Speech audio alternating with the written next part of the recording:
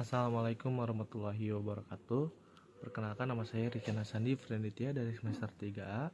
Di sini saya akan mereview materi hukum pidana bab keempat tentang pengulangan tindak pidana atau residif. Pengertian residif: seseorang yang melakukan tindak pidana dan telah dijatuhi hukuman pidana dengan sesuatu putusan atau vonis dari hakim yang telah mempunyai kekuatan hukum tetap, kemudian melakukan lagi suatu tindak pidana. Jadi hampir sama dengan concursus realis yang sebelumnya saya telah sampaikan, yaitu melakukan lebih dari satu tindak pidana. Perbedaannya adalah dalam residif telah ada putusan atau vonis hakim yang mempunyai kekuatan hukum yang tetap yang berupa pembedaan terhadap tindak pidana sebelumnya, sedangkan dalam concursus belum ada putusan atau vonis dari hakim. Residif adalah alasan untuk pemberatan pidana. Selanjutnya ada pembagian pengulangan atau residif. Residif umum atau Allgemeinstelsel residif yaitu semua pengulangan terhadap jenis tindak pidana apapun dan dilakukan dalam waktu kapan saja. Pengulangan merupakan alasan pemberatan, jadi tidak disyaratkan jenis tindak pidana yang dilakukan maupun tenggang waktu pengulangan. Dengan demikian tidak dikenal daluarsa. Residif atau pengulangan jenis umum ini tidak dikenal dalam KUHP. Yang kedua ada residif khusus, yaitu tidak semua jenis pengulangan merupakan alasan pemberatan. Pemberatan pidana hanya dikenakan terhadap pengulangan yang dilakukan terhadap jenis tindak pidana tertentu dan dilakukan dalam tenggang waktu tertentu. Jenis residif inilah yang dikenal KUHP. Residif menurut KUHP, residif tidak diatur secara umum dalam buku 1 KUHP tentang ketentuan umum, tetapi secara khusus untuk tindak pidana tertentu diatur dalam buku 2 dan buku 3 KUHP. Selain itu, KUHP juga mensyaratkan tenggang waktu pengulangan tindak pidana tertentu. Dengan demikian, KUHP menganut sistem residif khusus. Artinya, pemberatan pidana hanya dikenakan pada pengulangan jenis-jenis tindak pidana tertentu saja dan dilakukan pada tenggang waktu tertentu. Residif untuk tindak pidana dapat berlaku untuk kejahatan maupun untuk pelanggaran, yaitu yang pertama residif kejahatan dengan dianutnya residif khusus.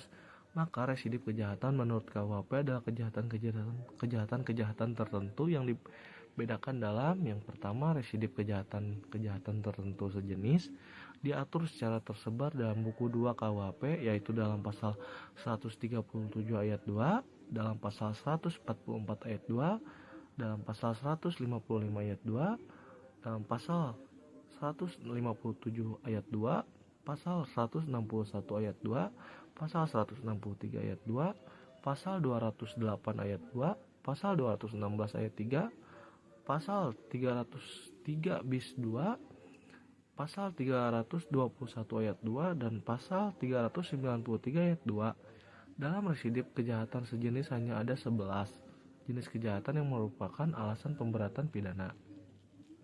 Selanjutnya ada syarat-syarat residif.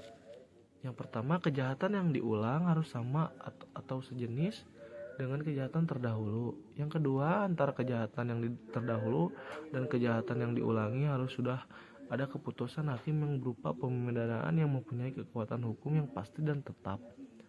Yang ketiga, pelaku kejahatan dalam menjalankan kejahatannya harus merupakan pencaharian khusus untuk pasal 216 dalam pasal 303 bis dan 393 syarat itu tidak ada. Yang keempat ada pengulangannya dilakukan dalam tenggang waktu tertentu yang disebutkan untuk pasal-pasal. Yang pertama 2 tahun sejak adanya keputusan hakim yang pasti atau tetap, yaitu pasal 137, pasal 144, pasal 208, pasal 216, pasal 303 bis, dan pasal 321 KUHP. Yang kedua, 5 tahun sejak adanya keputusan hakim yang pasti atau tetap, pasal 155, pasal 157, pasal 161, pasal 163, dan 393 KUHP. Selanjutnya, tidak mungkin ada residif apabila keputusan hakim tidak berupa pemidanaan melainkan dari segala tuntutan dan pelepasan dari segala tuntutan. Keputusan atau vonis hakim masih dapat berubah dengan adanya upaya-upaya hukum yang berlaku yang kita kenal banding dan kasasi. Berupa keputusan hakim yang berupa penetapan, misalnya satu, keputusan yang menyatakan tidak berwenangnya hakim untuk memeriksa perkara tersebut. Yang kedua, keputusan tentang tidak diterimanya tuntutan jaksa karena terdakwa tidak melakukan kesalahan. Dan yang ketiga, tidak diterimanya perkara karena penuntutan sudah daluarsa. Yang perlu diperhatikan adalah bahwa saat pengulangan dihitung sejak adanya putusan hakim yang berkekuatan tetap. Jadi tidak disyaratkan apakah jenis pidana yang dijatuhkan oleh hakim sebelumnya, dan juga tidak disyaratkan apakah pidana yang dijatuhkan itu sudah dijalankan atau belum, baik untuk sebagian ataupun seluruhnya. Pengenaan pemberatan pidana untuk residip kejahatan sejenis ini berbeda-beda, yaitu yang pertama dapat diberikan pidana tambahan berupa pelanggaran atau pencabutan hak untuk menjalankan mata pencaharian. Yang kedua, pidananya dapat ditambah sepertiga khusus pasal 216. Yang ketiga, pidana dapat ditambah dilipat 2 kali, yaitu khusus untuk pasal 393, yaitu dari 4 bulan 2 minggu menjadi 9 bulan penjara. Yang kedua ada residip kejahatan tertentu yang termasuk kelompok jenis hanya diatur dalam 3 pasal, yaitu diatur dalam pasal 486, pasal 487 dan pasal 488 KUHP. Adapun syarat-syaratnya, yang pertama, kejahatan yang diulangi harus termasuk dalam satu kelompok jenis dengan kejahatan yang pertama atau terdahulu. Kelompok jenis kejahatan termasuk adalah yang pertama, kelompok jenis kejahatan pasal 486 KUHP mengenai kejahatan terhadap harta benda dan pemalsuan, misalnya pemalsuan mata uang pasal 244 sampai dengan 248. Yang selanjutnya pemalsuan surat pasal 263 sampai dengan 264. Pencurian pasal 262 sampai dengan 265. Penggelapan, penipuan, kejahatan jabatan pasal 415, pasal 417 dan pasal 425.